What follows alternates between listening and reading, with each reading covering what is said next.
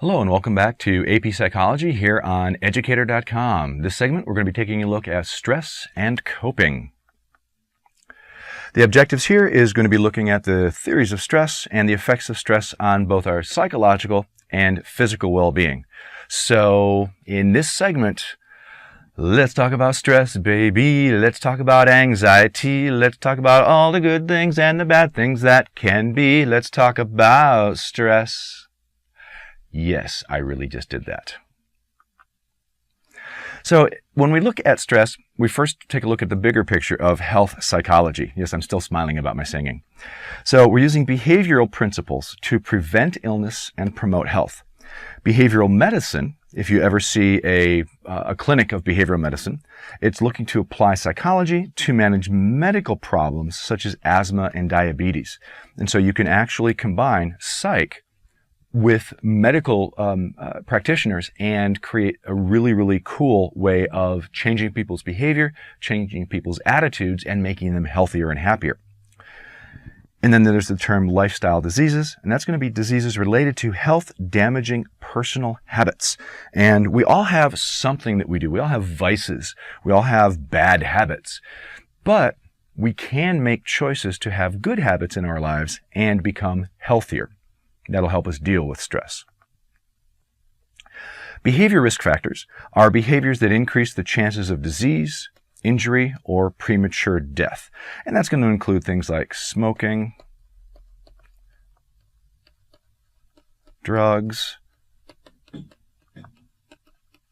excessive alcohol, not exercising,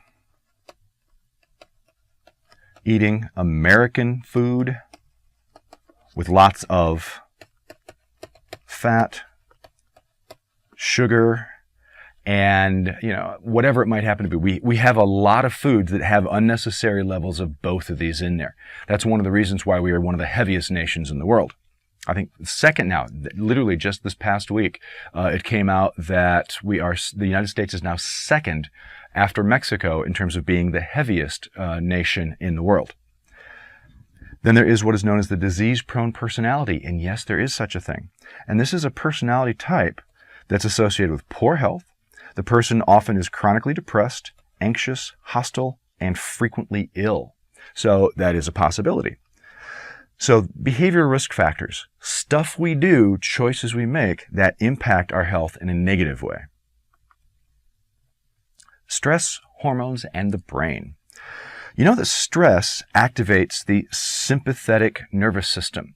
Some people will say, "What are you so uptight about? Why are you so stressed?"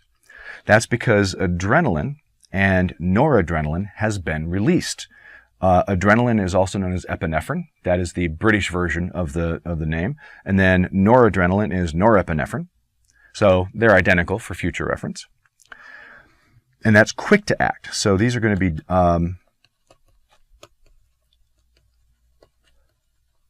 emergency responses.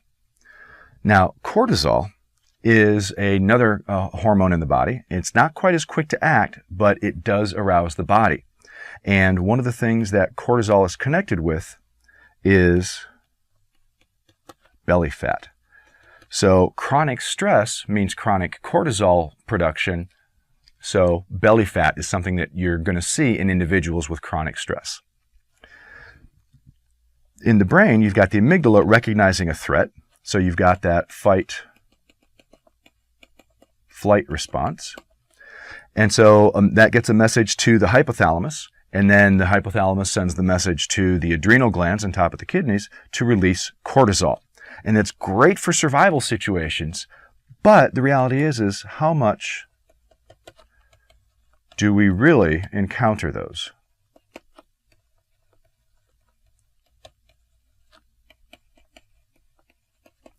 Instead, what tends to happen is that we cognitively stress ourselves out.